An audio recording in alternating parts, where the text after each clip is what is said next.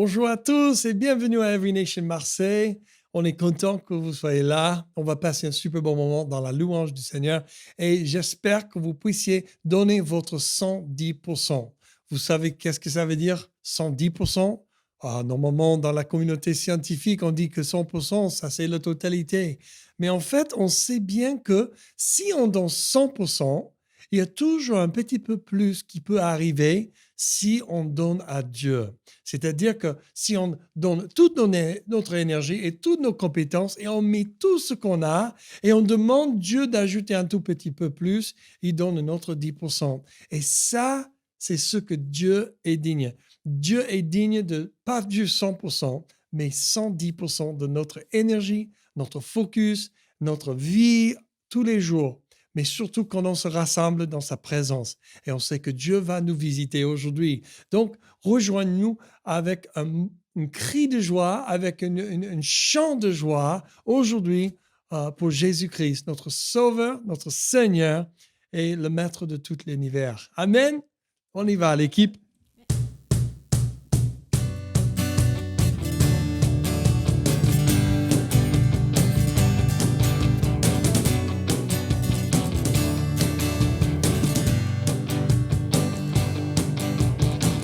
Tu es celui qui fit la terre.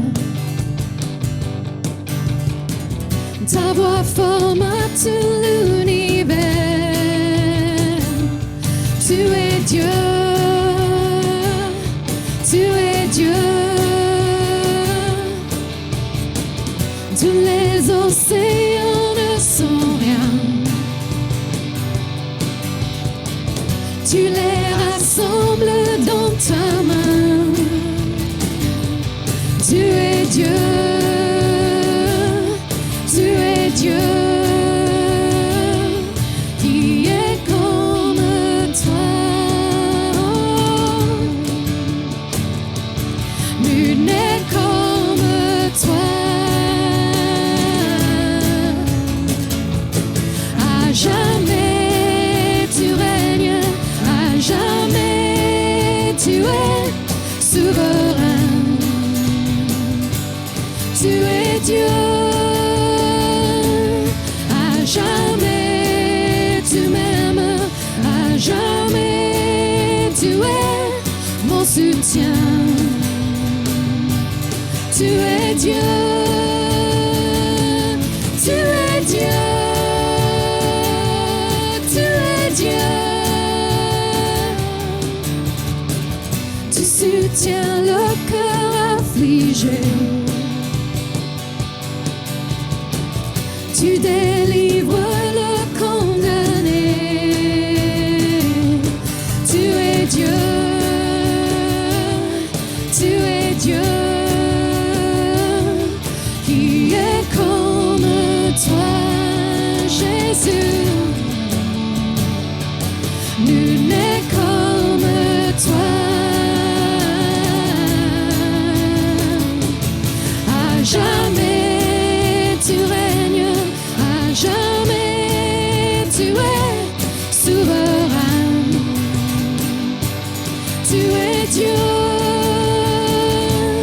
À jamais tu m'aimes. À jamais tu es mon soutien. Tu es Dieu. Tu es Dieu. Tu es Dieu. Tu es Dieu. Tu es Dieu. Qui est comme toi? Qui est comme toi, Jésus? Qui est comme toi? Qui est comme toi?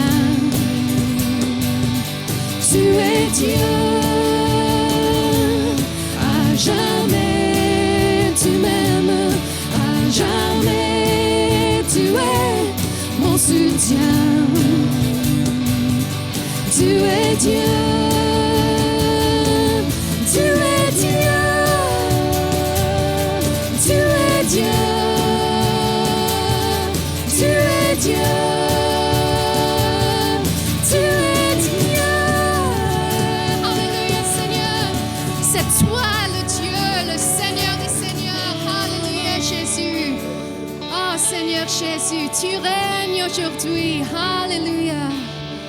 Ah, tu es bon, Seigneur, et tu règnes à jamais. Alléluia. Alléluia, Jésus.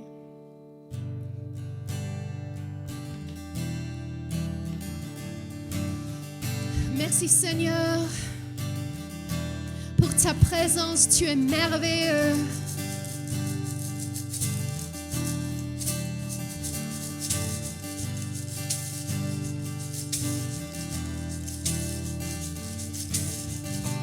Ta bonté a les dimensions du ciel.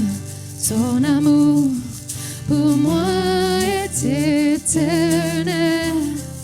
Ta fidélité s'étend à l'infini.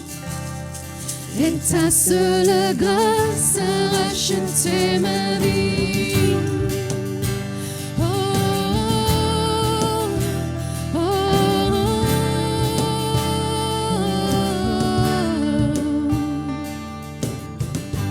Tes bontés envers moi se renouvellent. Ton amour m'inonde des merveilles. Ta fidélité s'étend à l'infini. Et ta seule grâce a racheté ma vie. Merveilleux, merveilleux est le roi. Merveilleux, merveilleux, merveilleux est le roi. Merveilleux, merveilleux, merveilleux est le roi. Merveilleux, merveilleux, merveilleux est le roi. De gloire, ta bonté. Ta bonté a les dimensions du ciel. Ton amour pour moi est éternel. Ta fidélité s'étend à l'infini. Et ta seule grâce a racheté ma vie. Oh,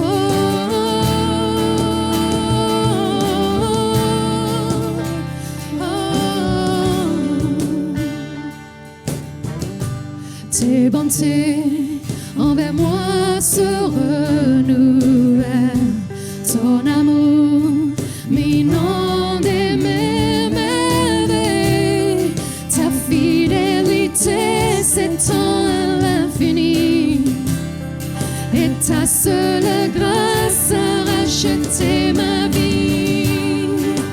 Merveilleux, merveilleux est le roi. Merveilleux, merveilleux, merveilleux est le roi. Merveilleux, merveilleux, merveilleux est le roi. Merveilleux, merveilleux, merveilleux est le roi. De gloire.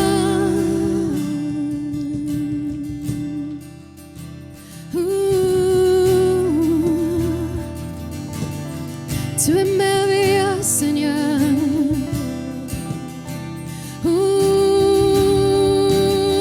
Tu es merveilleux.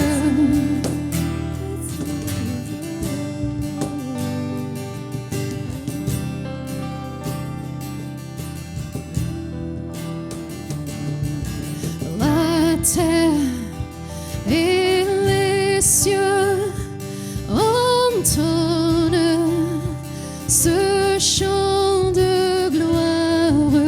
La terre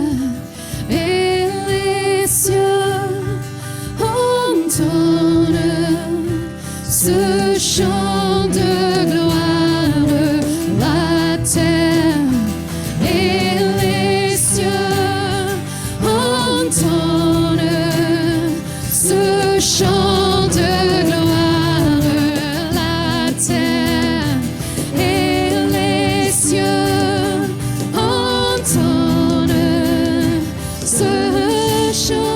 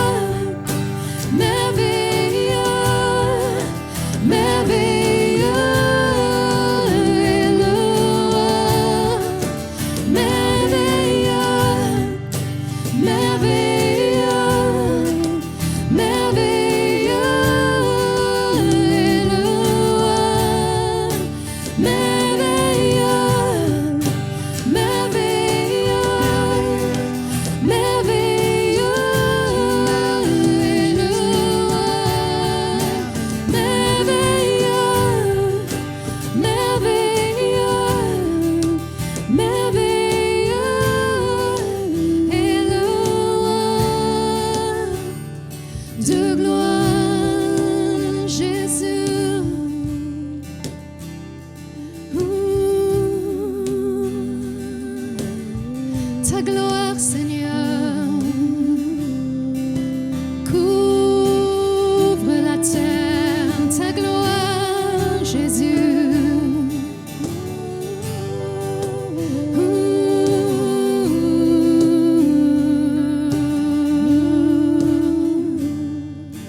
La terre et les cieux entendent ce chant de gloire, la terre et les cieux entendent ce chant de gloire, la terre et les cieux entendent ce chant de gloire, la terre et les cieux entendent ce chant.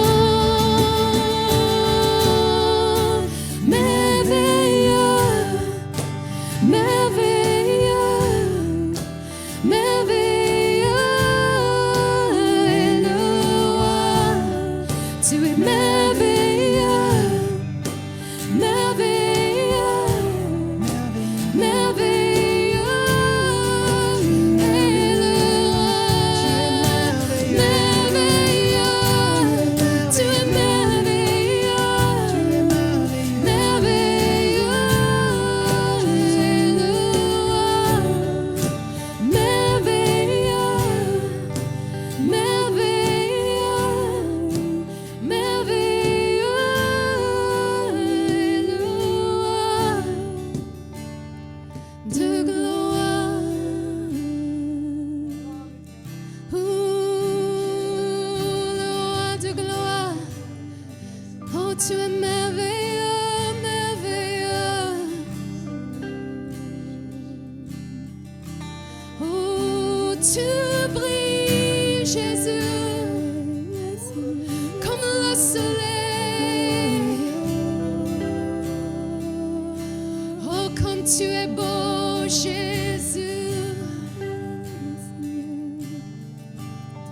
Tu es magnifique, Jésus, merveilleux, glorieux tu es.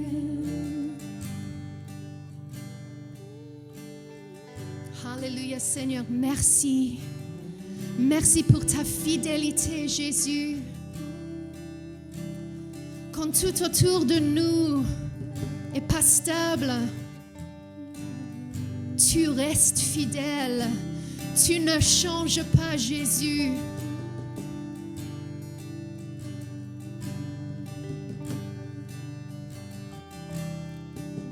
Ta nature change pas. Tu es bon, tu es fidèle, Seigneur. Tu es notre rocher.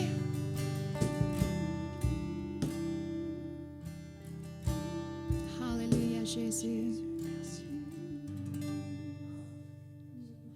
Alléluia, Seigneur.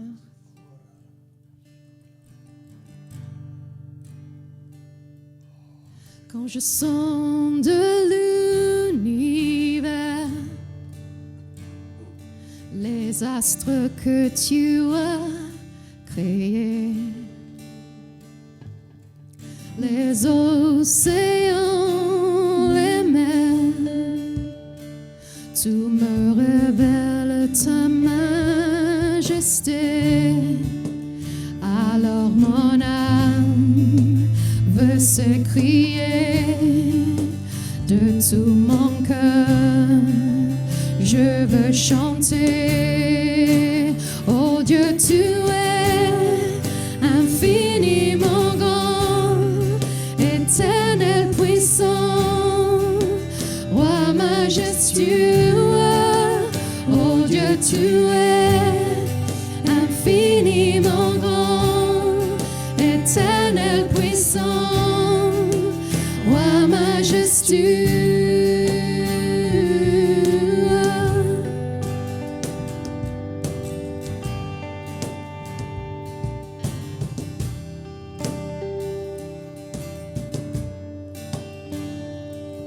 Quand je songe que tu m'as fait, que tu t'es révélé à moi, que pour moi tu as tout créé, tout me révèle ta bonté. Alors mon âme veut s'écrier de tout mon cœur, je veux chanter. Alors mon âme veut s'écrier de tout mon cœur, je veux chanter. Oh Dieu, tu es infiniment grand, éternel puissant, roi majestueux. Oh Dieu, tu es infiniment grand, éternel puissant, roi majestueux. Oh Dieu, tu es infiniment grand, éternel puissant, roi majestueux.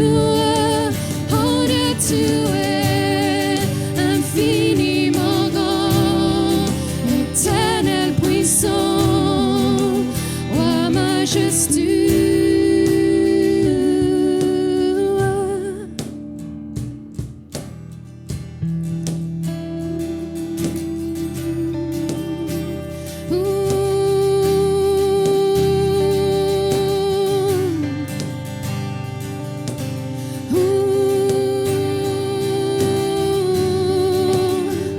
Je lève ma voix,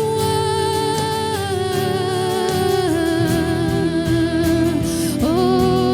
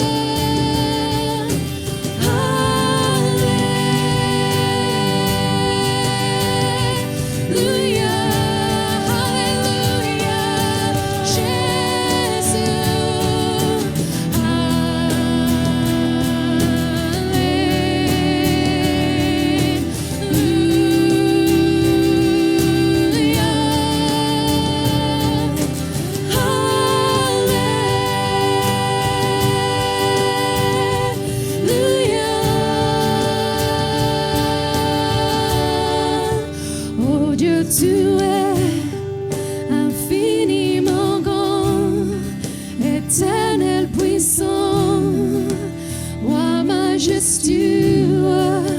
Oh Dieu, tu es infiniment grand, éternel puissant, roi majestueux. Oh Dieu, tu es infiniment grand, éternel puissant, roi majestueux.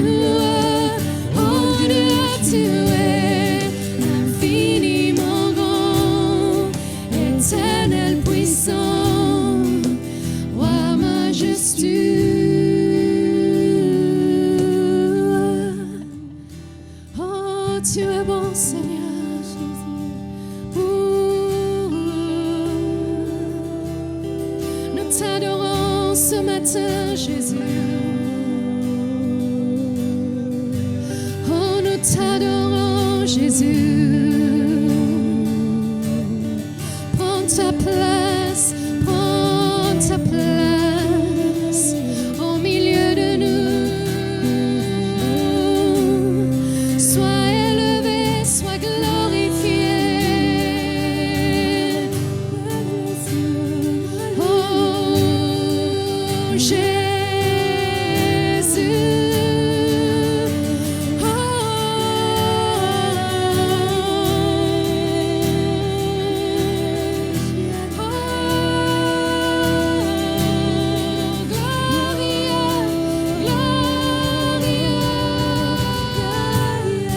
Tu es le roi de gloire. Alléluia.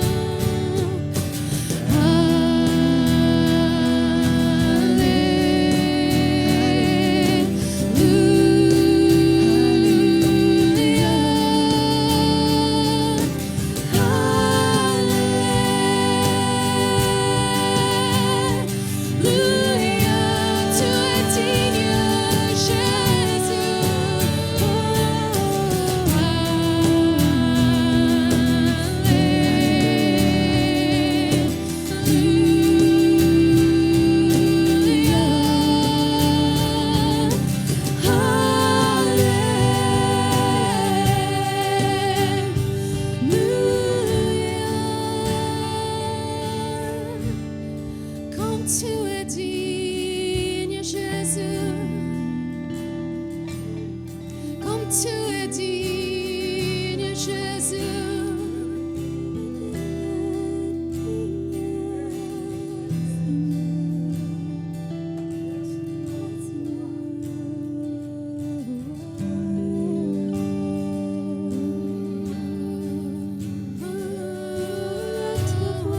Lève ta voix, chante un nouveau chant, laisse ton cœur crier à lui. La parole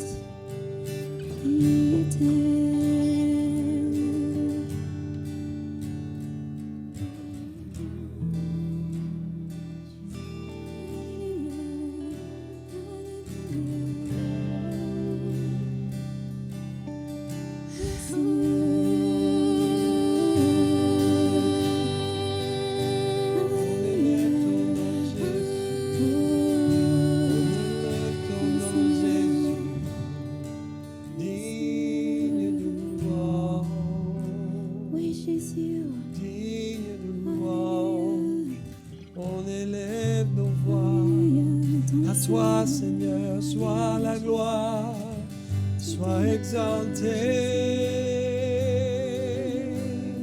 sois élevé. Jésus, sois honoré.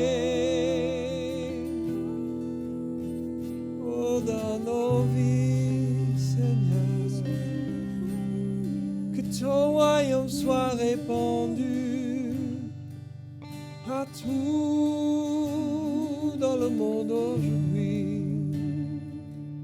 Oh, que ton nom soit embrassé, que le nom de Jésus soit glorifié.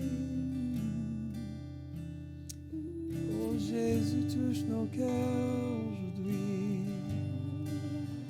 Viens, touche nos cœurs, transforme nos cœurs, restaure tout ce qui a été brisé, Seigneur. On a besoin de toi. Oh Jésus, viens avec ton amour, ta grâce envahit nos cœurs. Révèle à moi, Seigneur, qui tu es vraiment, Seigneur. Je veux comprendre qui tu es, pour comprendre qui suis-je.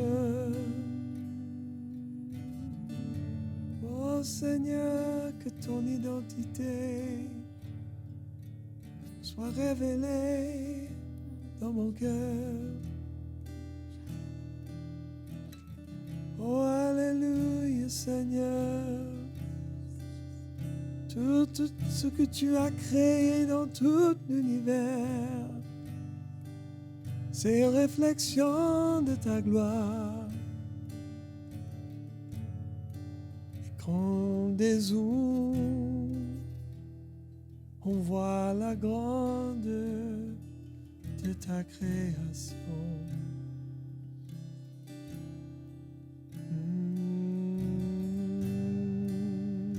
Sois honoré dans ta grandeur et dans toutes les petites choses. Quand on zoome dans les tout petites choses, on voit les détails. Combien tu es bon et grand, Seigneur. Merci, tu es bon, Seigneur. Merci, tu es bon dans les petits détails, dans les grandes choses. Tu es bon. Et on fait confiance aujourd'hui, Dieu, que tu es en train d'utiliser toutes les choses pour notre bien. Toutes les mauvaises choses, toutes les bonnes choses, tout ce qu'on voit autour de nous, Seigneur, il n'y a rien que tu gaspilles. Il n'y a rien qui est par hasard. Tu es en train de tout utiliser pour ta gloire. Et on te remercie, Seigneur, pour vraiment que tu es dans toutes ces choses et que tu prends soin de chaque âme. Et merci, Seigneur, pour chaque personne qui écoute ce matin ou peu importe quel moment de la journée, qu'il soit béni, qu'il soit protégé, qu'il soit accueilli dans ta présence comme jamais avant. Oui, Seigneur, tu veux qu'on soit plus intime avec toi que jamais avant. Que, Seigneur, chaque personne qui écoute cette louange, cette prédication, ne soit pas émerveillée juste par rapport de combien tu es grand et dans les grandes choses et dans les petites choses, mais qui soit émerveillé dans les choses où tu es intime avec eux. On a besoin, Seigneur, de cette intimité avec toi et on le veut. Que ton nom soit sanctifié et glorifié aujourd'hui. Amen. Amen. Alléluia. Alléluia. Merci à notre équipe, Fiona, et Jenny, Raphaël, Anthony. J'ai l'impression de dire Jenny et Raphaël tout le temps. Donc, Jenny est là, Anthony est là. Ils ne sont pas mariés. Mais c'est vrai que Dieu, quand il est dans un environnement, on est là en train d'enregistrer et parfois on se perd dans la présence de Dieu. Moi, je suis vraiment étonné quand on est là en train d'enregistrer une semaine, parfois 2 semaines en avance, combien notre foi est complètement apportée d'ailleurs. nos expériences sont apportées d'ailleurs. C'est comme Dieu est en train de faire quelque chose en nous pendant cette louange qui va parler aux gens dans 1 semaine ou 2 semaines. Je ne comprends pas toutes ces choses. Mais je peux te dire que je suis émerveillé. Même ce matin, dans le culte de dimanche, c'était un dimanche matin, et j'étais apporté par la louange qu'on a enregistrée avant, 1 semaine en avance. Et Dieu m'a parlé à travers. Et moi, je suis là en train de taper sur le caron, mais Dieu est en train de me parler à travers de ce louange. Et c'est un truc de dingue. Est-ce qu'on va jamais comprendre combien il est grand et complexe, notre Dieu? Non, je ne crois pas. Mais on peut savoir qu'il nous aime. Il nous aime. Il vous aime. Il t'aime avec tout son cœur, tellement qu'il a envoyé son Fils unique porter tout le fardeau de tout l'univers, de tous les péchés, du passé, du présent, de l'avenir, sur ses épaules et mourir sur la croix, pour qu'on puisse avoir une opportunité de pas juste rencontrer Dieu, mais de rentrer dans une relation avec lui, comme un bon papa. C'est exactement ça que Dieu vous invite aujourd'hui, dans une relation avec un bon papa, à travers Jésus-Christ. Donc, j'aimerais bien juste vous dire que Dieu a sa main sur ta vie. Il t'a marqué avec un but. Il est pour toi, avec toi. Et si tu acceptes Jésus-Christ aujourd'hui, tu peux rentrer dans cette relation avec Dieu en permanence pour l'éternité. Et ça s'appelle la vie éternelle, de connaître Dieu. Donc, je vous invite d'écouter le message aujourd'hui et on va passer un bon moment ensemble. Amen. Nous sommes au milieu d'une série qui s'appelle « Dieu est-il mort ?» C'est une série de 5 messages qui plongent profondément dans certaines questions de la pensée et du cœur. Nous explorons les raisons pour lesquelles nous croyons ou non en Dieu, et plus précisément le Dieu de la Bible. Si vous voulez regarder, écouter les messages précédents, allez-y, notre site YouTube Every Nation Marseille. Et si vous êtes là pour la première fois et où vous êtes curieux, ou vous cherchez à comprendre qui est Dieu, soyez le bienvenu. L'apôtre Pierre a dit « Soyez toujours prêts à défendre l'espérance qui est en vous, devant tous ceux qui vous en demandent raison. » On espère que cette série vous donne quelques assurances, évidences et beaucoup de compassion pour les gens dans nos vies. Et dans cette série, nous examinons 5 sujets présentés par 5 intervenants différents. Il y a 3 semaines, Dieu n'est-il qu'une illusion menée par moi-même? Il y a 2 semaines, on a eu pourquoi y a-t-il quelque chose plutôt que rien avec Dr. Lara Abou-Khalil. Il y a 1 semaine, il y avait si Dieu est bon, pourquoi le coronavirus avec Anthony Pouyen. Aujourd'hui, on a la résurrection de Jésus. Est-elle une fête ou une fiction? Avec notre ami Raphaël O'Haro. La semaine prochaine sera comment Jésus est-il le seul chemin?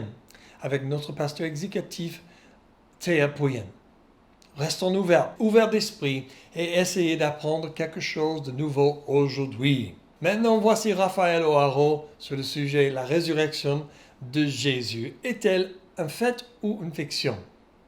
Raphaël est né à Marseille, grandi à Marseille et la plupart de sa famille est toujours à Marseille. Il est triplé. Il a travaillé dans plusieurs domaines, même avec les morts. Il a travaillé avec son frère pour les pompes funèbres. Mais il est dans une école biblique européenne dans ce moment où il étudie les apologétiques, l'histoire du christianisme, la théologie et plusieurs autres sujets. Il est pasteur des ados d'Every Nation Marseille ainsi que l'homme pour tout besoin. C'est un homme avec un cœur d'or qui vit pour servir les gens. Il parle anglais et français. Il est marié à Jenny et ils ont une fille, Abby, d'1 an et demi. Alors donc, Raphaël O'Haro. Amen.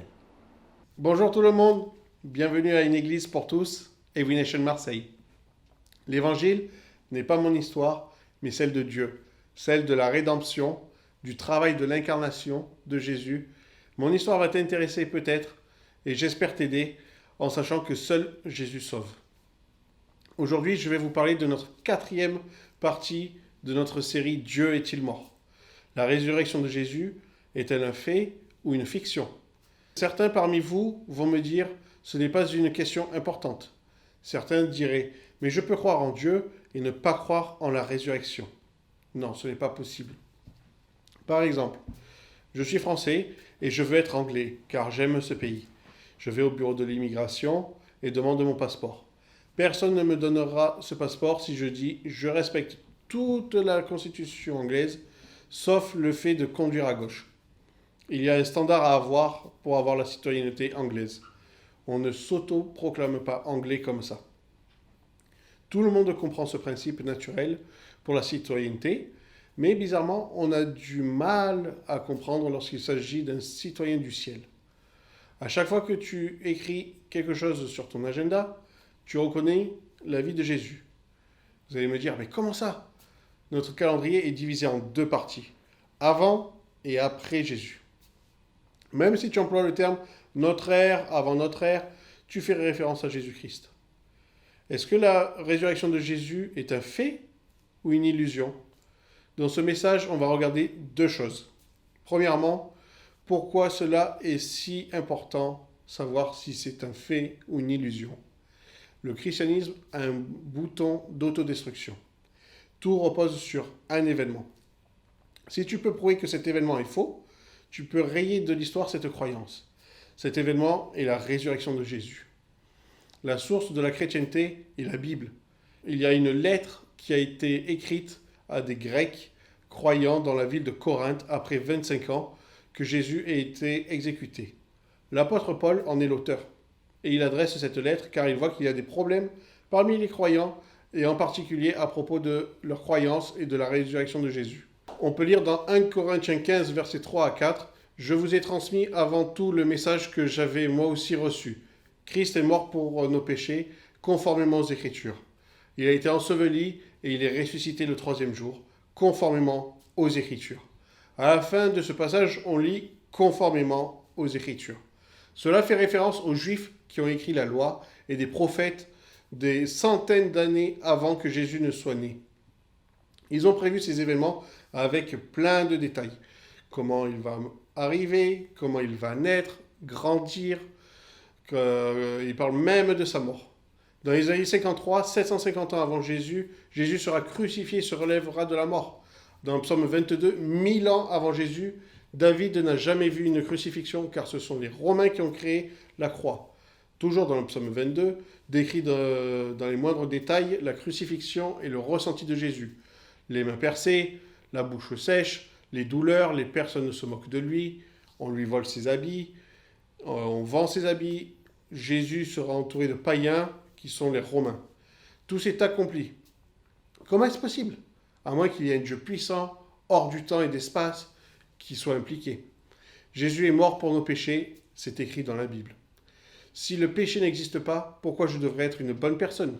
Qu'est-ce que c'est que d'être une bonne personne si le péché n'existe pas? Qu'est-ce que le péché?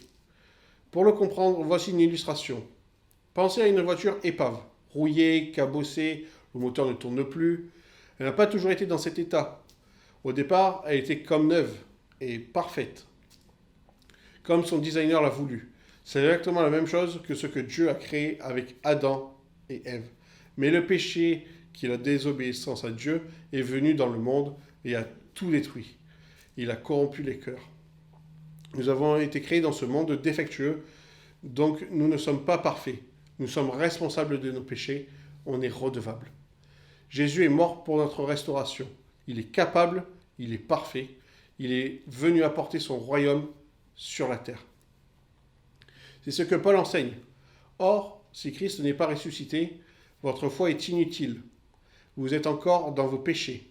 Et par conséquent, ceux qui sont morts en Christ sont aussi perdus. Si c'est pour cette vie seulement que nous espérons en Christ, nous sommes les plus à plaindre de tous les hommes. Si Jésus n'a pas ressuscité de la mort, nous sommes pathétiques. Dieu nous a rachetés pour nous restaurer comme une voiture neuve. Si je prêche sur la résurrection et que ce n'est pas vrai que Dieu ait ressuscité Jésus, je suis un blasphémateur, un menteur de Dieu. Je salirai l'image de Dieu et c'est grave. C'est changer les attributs de Dieu, car on sait que Dieu est omniprésent et omnipotent. Il y a un théologien de renommée mondiale, M. Wright, nous a dit « La résurrection termine l'inauguration du royaume de Dieu. C'est un événement décisif démontrant que le royaume de Dieu a le même départ sur terre qu'au ciel. Tu es invité maintenant à faire partie avec Jésus à la restauration du monde. L'évangile vient à nous et nous répondons par oui ou par non. La résurrection n'est pas un symbole, c'est un fait. Je vais résumer. Nous avons de l'espoir pour notre futur ultime. Si Jésus est ressuscité de la mort, il prouve qu'il est Dieu. Ce qui nous attend après notre mort est la résurrection. Nous avons de l'espoir pour maintenant, notre présent. Nous avons accès au royaume, comme il est écrit dans les Écritures. Deuxièmement, comment peut-on savoir si c'est un fait ou une illusion? Seuls quelques-uns parmi nous peuvent avoir l'expertise d'analyser des faits vieux de 2000 ans. Monsieur Wallace était un détective athée, très connu pour résoudre les affaires les plus difficiles, et il s'est penché sur la question de Jésus, car il était curieux. Il aime bien la philosophie de Jésus, mais ne croit pas totalement que Jésus ait pu faire tout ce qui est écrit dans la Bible. Il a donc analysé les évidences, des témoins oculaires, il a utilisé des outils scientifiques et tout ce dont il avait à disposition au moment où il a commencé son investigation. Après sa recherche, il a été convaincu par les évidences que Jésus est vrai. Il n'est pas le seul à être sceptique et à finir à croire en Jésus. Un autre exemple avec M. Listrobel, le journaliste d'investigation. Il a fait exactement la même chose. Un professeur agnostique d'université, professeur Bart Ehrham, a déclaré ceci: « Je ne suis pas chrétien, mais en tant qu'historien, je pense que les évidences sont importantes. Et quiconque donne de l'importance aux évidences et au passé peut dire de manière impartiale que Jésus a existé. » 4 faits de l'évidence de l'existence de Jésus. Jésus a existé, Jésus a été exécuté par les Romains, la tombe de Jésus était vide, les premiers croyants après sa mort. Plusieurs théories ont été lancées. Théorie de l'évanouissement. Jésus n'était pas mort, il s'est simplement évanoui. Les Romains étaient les professionnels pour tuer. Ils ne rataient jamais leur cible. La mort de Jésus était publique, devant les témoins. Si les soldats ont failli à leur travail, eux et leurs familles auraient été exécutés. Alors ils faisaient vraiment très attention à leurs devoirs. Deuxièmement, la théorie de conspiration. Les disciples ont volé le corps. Les disciples étaient des pécheurs. Ils n'auraient pas pu affronter des soldats romains. Les disciples ont été battus à mort et ont toujours gardé leur foi en Jésus. Si leur foi était basée sur un mensonge, les disciples auraient abdiqué. Personne ne pourrait tenir jusqu'à la mort un mensonge. Troisièmement, la théorie d'hallucination. Les disciples de Jésus étaient tellement tristes de sa disparition, ils ont commencé à imaginer son retour. Ce genre de choses peuvent arriver, mais plusieurs témoins, à peu près de 500, l'ont vu au même moment. Un médecin dirait qu'une hallucination massive n'est pas possible. Alors bon, merci bien Raphaël pour ce bon message et je sais que tu as terminé le message un peu vite fait là. Brusquement. Mais est-ce qu'on peut juste résumer un petit peu de ce que tu es en train de dire? Oui, donc on voit qu'aucune des théories que j'ai énoncées dans mon message est pertinente pour dire que Dieu est une illusion ou la résurrection de Jésus est une illusion. Donc, oui. Vas-y. Donc aujourd'hui, on vous invite à vous poser la question de où est-ce que j'en suis personnellement de ma croyance par rapport à ce fait-là. Oui, en fait, parce qu'il y a des évidences qui sont énormes dans l'histoire, dans toutes les historiennes qui racontent l'existence de Jésus-Christ et aussi pas mal des évidences historiques pour la résurrection de Jésus. Et les théories ne sont pas en même niveau. Donc, ça vraiment nous donne la question directe à nous, personnellement, comme Raph a dit, qu'est-ce que vous allez faire avec cela? Et moi, personnellement, je l'accepte. Mais pas parce que c'est juste des évidences, mais aussi mon expérience personnelle avec Dieu. Et je ne sais pas pour toi, mais pour moi, j'ai prié. Si Dieu, tu existes, tu es réel, tu te révèles et moi, je vais te donner toute ma vie. Si tu ne me révèles pas de qui tu es, je vais continuer à vivre ma vie comme je veux. Peu importe quel Dieu, peu importe quelle religion, je m'en fiche. La seule chose importante pour moi, c'était la vérité. C'est quoi qui est vrai? Est-ce que ton histoire a été un peu pareille ou pas? Oui, et tout simplement, Dieu s'est révélé à moi à travers de la Bible, de l'expérience personnelle comme Matt a partagé, et aussi au travers de son corps. C'est pour ça qu'il est important qu'on soit dans une église locale pour que l'on puisse être entourés les uns les autres. Oui, c'est vrai qu'il y a pas mal de vérités qui existent, mais toute vérité vient de Dieu. Donc, beaucoup d'autres religions, ils aiment bien de mélanger un peu de la vérité avec leur agenda ou une expérience un peu bizarre qu'ils avaient, peut-être même diabolique ou autrement. Et comme ça, ils formulent une petite croyance. Donc, pour dire que chaque religion a un peu de vérité, bon, j'accepte ça. J'accepte beaucoup de philosophie, il y a un peu de vérité dedans. Mais en sachant que toute vérité vient de Dieu, là on voit comment les gens puissent piquer un morceau de vérité et mélanger avec beaucoup de mensonges aussi. Et c'est pour ça que c'est tellement important d'être quelqu'un qui cherche la vérité et pas juste un agenda. Absolument. On sait tous que notre agenda, c'est parfois le chair. Notre chair aime bien le bon bouffe, peut-être, ou peut-être la télévision, ou peut-être l'alcool, ou peut-être autre chose. Hein. Et donc, c'est important de savoir que la chair n'est pas la vérité. La chair veut ce qu'il veut quand il le veut. C'est l'ultimate... comment dit-on, l'égoïste ultime. Voilà, donc il faut se méfier de la chair. Et la chair inclut aussi le cœur, qui est plein d'émotions, plein des mouvements. Donc la Bible est claire, il faut se méfier du cœur parce qu'il peut être trompeur.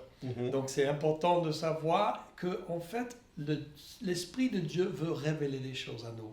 C'est la seule manière où on peut avoir la vérité et savoir la vérité. C'est par son Esprit, et Raphaël a bien dit. C'est révélé par Dieu. Donc, on voudrait juste prier pour vous, pour ceux qui cherchent Dieu, pour ceux qui disent oui à Jésus maintenant. On voudrait prier avec vous, et aussi pour les gens qui sont déjà croyants, on prie avec vous aussi. Donc, pour le premier groupe de personnes qui cherchent Dieu, on prie, Seigneur, que tu souffles sur eux. On prie que tu leur aides à trouver qui tu es, que tu es la vérité, tu es le chemin, et tu es la vie au nom de Jésus-Christ. Raph, est-ce que tu peux prier pour le deuxième groupe de personnes? Oui, merci Seigneur pour ces personnes qui disent oui à toi aujourd'hui, qui répondent oui à ton évangile. Merci que Seigneur, tu te révèles à eux complètement et qui plongent dans la recherche plus profondément, qui te recherchent jour après jour dans ta parole et que vraiment ils puissent être pardonnés et vraiment qu'ils puissent connaître ton royaume maintenant dans leur présent. Merci Seigneur que tu agisses dans leur vie et que tu te manifestes de plein de manières différentes, que tu confirmes que tu es un Dieu vivant, et un Dieu qui prenne soin d'eux. Amen. Amen. Et j'aimerais bien juste vous encourager, si vous avez pris la prière d'accepter Jésus comme Seigneur de vos vies, merci Seigneur, ce n'est pas à travers de nos efforts, merci Dieu, ce n'est pas à travers de nos performances ou quelque chose on a mérité, c'est seulement par la grâce de Dieu et Jésus-Christ. Donc crois en Jésus-Christ, suis Jésus-Christ, trouvez un partenaire, un binôme avec lequel tu peux lire la Bible et vraiment croître, avec lequel tu peux croître. Et en fait, on voudrait vous offrir un petit livret face à face. Si vous avez pris cette prière, touchez sur le chat, j'aimerais bien un petit livret face à face et pour étudier la parole de Dieu avec quelqu'un pour avoir une bonne fondation pour commencer ta vie avec Jésus. Et on sait tous que juste commencer la course, c'est pas de la même chose de le finir. Donc c'est bien d'avoir les bonnes personnes dans ta vie, aussi une bonne fondation théologique pour vraiment pousser de bons fruits avec Jésus. Et pour le dernier groupe de personnes, tous les croyants qui regardent, merci Seigneur, je leur bénisse au nom de Jésus. Je leur donne la force et la grâce. Je prie la force et la grâce sur leur vie, qu'ils puissent manifester ta paix et ton amour vers le monde autour d'eux et montrer combien Jésus est vrai et ressuscité de la mort pour le sauver. Au nom de Jésus. Amen. Amen. Passe une super bonne semaine. Bon dimanche. Au revoir.